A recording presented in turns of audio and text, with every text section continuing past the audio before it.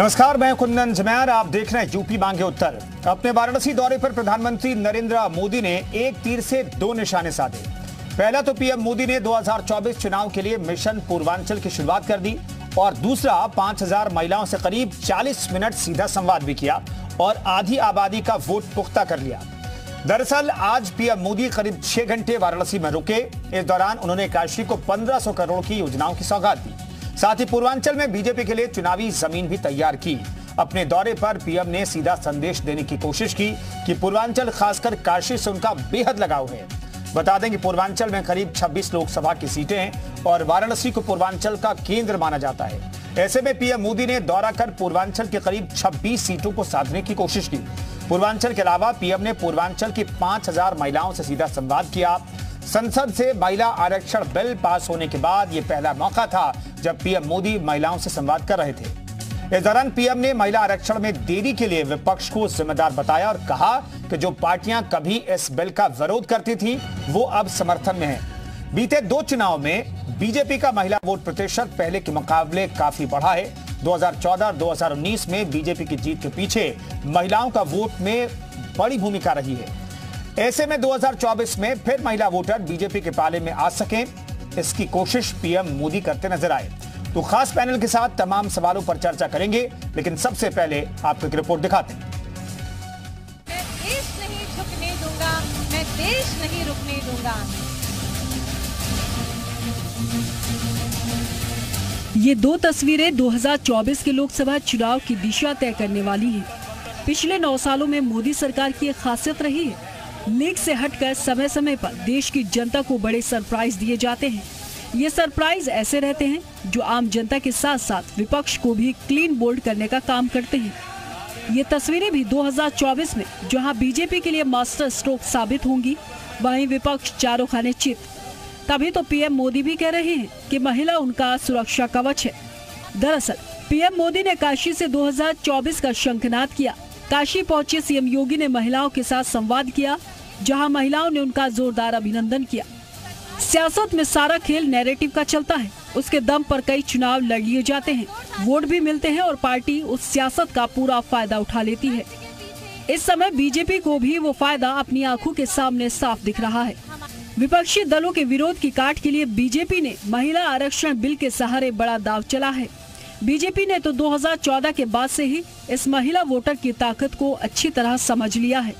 इसी वजह से उन छोटे छोटे पहलुओं पर भी ध्यान दिया गया जिन्हें शायद पहले उतनी तवज्जो नहीं दी जा रही थी। 2024 में भी एक बार फिर से मोदी के इन साइलेंट वोटरों को फ्रंट फुट पर उतारा जा रहा है। एनडीए सरकार ही इस ऐतिहासिक फैसले को करने में सक्षम हुई है और उसने इच्छा शक्ति दिखाई है। 27 साल से जो मामला पेंडिंग था महिला आरक्षण, वो इन्होंने दिया है। हालांकि कांग्रेस भी दावा करेगी ये मुद्दा बहुत ज्वलंत रहेगा महिला आरक्षण 2024 के चुनाव में। कांग्रेस भी कहेगी कि ये तो मुद्दा हमने उठाया था, हम लेकर आए थे, राज्यसभा में हमने पारित किया था। लेकिन राज्यसभा में पारित करने के बाद फिर आगे तो वो 10 साल तक उनकी जो सरकार रही वो आगे बढ़ा नहीं पाए और नरेंद्र मोदी सरकार ने इच्छा शक्ति दिखाई और महिलाओं को आरक्षण दिया विधायिका में। वोटिंग का एक पैटर्न बताता है कि 2014 के लोकसभा चुनाव में बीजेपी को 29% महिला वोट मिला था। वहीं 2019 के चुनाव में वो बढ़कर 36% तक जा पहुंचा। यूपी के विधानसभा चुनाव में तो बीजेपी के पक्ष में 46% महिला वोटरों ने मतदान किया। ये ट्रेंड ही बताने के लिए काफी है कि इस वक्त महिलाओं की पहली पसंद बीजेपी बन चुकी है। वहाँ भी पीएम मोदी का चेहरा ही वो एक्स फैक्टर है जिसकी वजह से पार्टी का प्रदर्शन महिलाओं के बीच काफी अच्छा चल रहा है। और जब 2029 तक महिला आरक्षण वाला बिल कानून का रूप लेगा, बीजेपी अपनी झोली में एक और बड़ा क्रेडिट लेने की कोशिश करेगी। ब्यूरो रिपोर्ट, जी मीडिया। तो पूर्वांचल की डगर बहुत इंपॉर्टेंट है और इसके लिए आधी आबादी पर एक तरीके से बीजेपी की नजर, प्रधानमंत्री नरेंद्र मोदी की नजर है और इसके लिए दिल्ली से बड़ा ऐतिहासिक फैसला लिया गया और बनारस में इस पर मंथन चर्चा करके प्रधानमंत्री ने आधी आबादी को अपनी तरफ करने की कोशिश की। इससे जुड़े कुछ सवाल हैं वो हम आपके सामने रखना चाहते हैं, फिर चर्चा को आगे बढ़ाएंगे। महिला वोटर 2024 में किधर जाएगा, ये अपने आप में बड़ा सवाल है। इसका जवाब हम तलाशने की कोशिश करेंगे। बीजेपी के लिए गेम चेंजर क्या महिला आरक्षण है, और क्या इससे बीजेपी को फायदा मिलेगा? पूर्वांचल से क्या सत्ता का रास्ता निकलेगा? क्योंकि मिशन 80 अगर आपको जीतना है तो पूर्वांचल में कुछ सीटें कमजोर रही थी पिछले चुनाव में 2019 में, जो पिछले चुनाव में हारी थी बीजेपी। क्या उसे जीत पाएगी बीजेपी महिला आरक्षण से और बनारस मॉडल से? इस पर बातचीत करने के लिए तमाम मेहमान हमारे साथ जुड़ रहे हैं, उनका तारुफ करा देते हैं। अनिला सिंह जी हमारे साथ प्रवक्ता बीजेपी के मौजूद हैं, फखरुल हसन साहब चांद प्रवक्ता समाजवादी पार्टी के मौजूद हैं, हिलाल अहमद साहब हमारे साथ प्रवक्ता कांग्रेस के मौजूद हैं, सुभाष यादव प्रवक्ता एसबीएसपी के मौजूद हैं, संदीप श्रीवास्तव राजनीतिक विश्लेषक हमारे साथ मौजूद हैं। अनिला जी, लेकिन सबसे पहला सवाल, महिलाओं के लिए जो दिल्ली में विपक्ष ने भी साथ दिया महिला आरक्षण पर, उसे अब भुनाने की कोशिश शुरू हो गई है, इसका फायदा मिलेगा क्या? मेरी सबको राम राम। और कुंदन जी, मुझे लगता है जब महिलाओं का विषय आता है, जैसे डॉक्टर राम मनोहर लोहिया जी ने कहा था कि महिलाओं को महिला रहने दो भाई, उसके विकास के बारे में सोचो, उसकी उन्नति के बारे में सोचो, उसको विभाजित मत करो, उसको राजनीति के लिए इस्तेमाल मत करो। अगर एक सकारात्मक कदम बढ़ा है महिला को सशक्त करने का, उसका ज्यादा से ज्यादा प्रतिनिधित्व हो पार्लियामेंट में, असेंबली में, मुझको तो लगता है कि उसका हमें स्वागत करना चाहिए। अगर उस विषय को अगर हम चर्चा में लेकर आते हैं जिससे कि ज्यादा से ज्यादा महिलाएं जो है समझ सकें कि ये बिल जो है जब ये एक्ट बन जाएगा उसके तहत क्या होने वाला है, तो उसके लिए बताना जरूरी है, उसके लिए मंच जरूरी है। और जिस प्रकार से पार्लियामेंट में विपक्ष ने भी साथ दिया, 100% दिया, केवल लोकसभा में ओवैसी जी के 2 मेंबर ऑफ पार्लियामेंट ने साथ नहीं दिया, बाकी सब ने साथ दिया, राज्यसभा में 100% साथ दिया। मैं तो कहती हूँ कि इन लोगों को भी मंच से ये बताना चाहिए, क्योंकि बिना इनके सहयोग से तो नहीं ये हो पाता ना।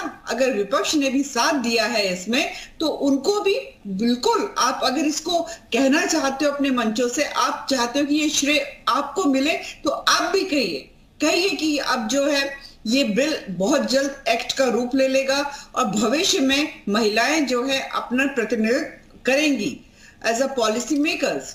तो नहीं अनिला जी, लेकिन अब तो ये भी कहा जा रहा है ना, आज तो बनारस में ये भी कहा गया कि विपक्षी लोगों ने, विपक्षी पार्टियों ने इस बिल को अटकाए रखा, तो क्रेडिट लेने की कोशिश तो है। मेरा सवाल है कि क्या क्रेडिट मिलेगा बीजेपी को? मैंने वही कहा ना कि जहां तक अगर आप अच्छी तरीके से जानते हैं, अगर हम नरेंद्र मोदी जी के चरित्र को समझें, जब वो महिलाओं के लिए कोई काम करते हैं उसमें उनको कोई भी किसी भी प्रकार की राजनीति नहीं दिखाई देती है। वो काम करते हैं, चाहे उनके हेल्थ के लिए काम करे, उनके एजुकेशन के लिए काम करे, उनके सोशली उनको और ज्यादा सशक्त करने के लिए काम करे, फाइनेंशियली सशक्त करने के लिए काम करें, चाहे वो बेटियों की हाइजीन की बात हो या नई माओं की बात, मैटरनिटी लीव जिसको बोलते हैं, नई माओं की अगर हम बात करें, या अब जो इलेक्टेड मेंबर्स ऑफ पार्लियामेंट हो महिलाएं, उनकी अगर हम बात करें, ये सच्चाई है। ये 2010 में ही पास हो सकता था, राज्यसभा में पास हो गया। 2010 में जिन लोगों ने पास नहीं होने दिया, चाहे वो कांग्रेस पार्टी के कुछ लीडर्स रहे, चाहे वो और अलाइड पार्टनर्स जो उस वक्त अड़ गए कि ये हम नहीं होने देंगे। लालू यादव जी ने कहा था कि मेरी हर्ष से ये बिल पास होगा। आज ईश्वर की कृपा है, लालू यादव जी मतलब है, भगवान उन्हें दीर्घायु करे, बिल तो पास हो गया और वो बहुत अच्छी सेहत में है। हुआ ना, ये तब भी हो सकता था, ठीक है, पर कमजोर राजनीतिक इच्छा शक्ति थी, इसलिए नहीं हुआ। अब ठीक है फखरुल हसन साहब, ये महिला वोटर किधर जाएंगे?